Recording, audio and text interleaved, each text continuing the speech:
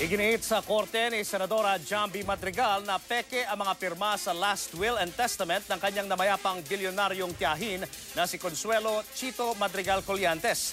Sa aming eksklusibong panayam, sinabi ni Madrigal na naniniwala siyang nagsabuatan ang ilan sa kanyang mga kamag-anak para masarili ang mana ng kanyang tiyahin. Matapos ang ilang linggong pananahimik, palaban na si Senador Jamby Madrigal.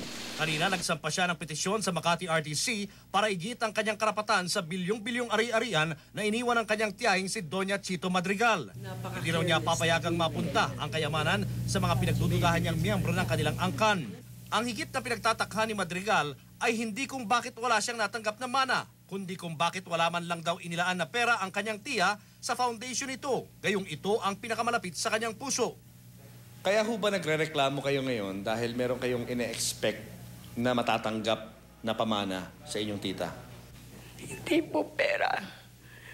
Kasi kung sakim ka, pera lang ang habol mo. Pero kung may pagmamahal ka sa tita mo, kanya itong laban na ito masakit sa akin. Pero ipagtatanggol ko hanggang sa katapusan yung pamana niya sa taong bayan na napunta na sa mayaman. This is a case of the rich stealing from the poor. Nang pumanaw si Doña Madrigal noong March 24, nag-iwan siya ng isang last will and testament na naghahabili ng kanyang bilyong-bilyong kayamanan sa kanyang biyudong si Manuel Colliantes, sa kapatid ni Jamby na si Susana Madrigal, sa apong si Vicente Gustav Warnes at sa pamangkin na si Gisela Gonzalez Montinola. Wala si Madrigal at ang iba niya mga kamag-anak sa listahan. Itinanggi ni Madrigal na naibigay na ng kanyang tiyahin ang mana niya sa pamamagitan ng 100 milyong piso na itinulong umano nito sa kanyang senatorial campaign noong 2004. Pera raw ng kanyang ama ang ginamit niya sa kampanya.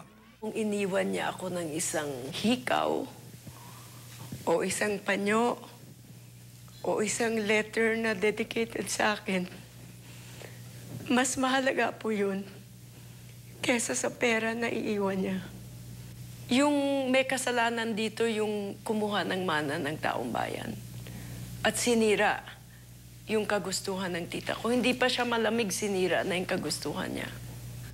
Dahil dito, nais ni Jamby na ipawalang bisa ng korte ang last will and testament ni Doña Chito. Peke raw kasi ang mga pirma ni Doña Chito sa dokumentong ito. Pinagbatayan nila ang ibang mga pirma ni Doña Chito at ang opinyon ng isang handwriting expert. Kahit titingnan lang ng ordinaryong tao, makikita na magkaiba yung letter C, magkaiba yung letter M, magkaiba yung letter A, magkaiba yung letter I. No? Ito yung tinatawag na visible to the naked eye. Kung meron peke na testamento, sino man gumawa noon, that's a criminal act. That they be brought to justice. Mayaman o mahirap, kung gumawa ka ng criminal act, dapat makulong ka. Pamilya o kaibigan. Dapat wala kang exception dyan.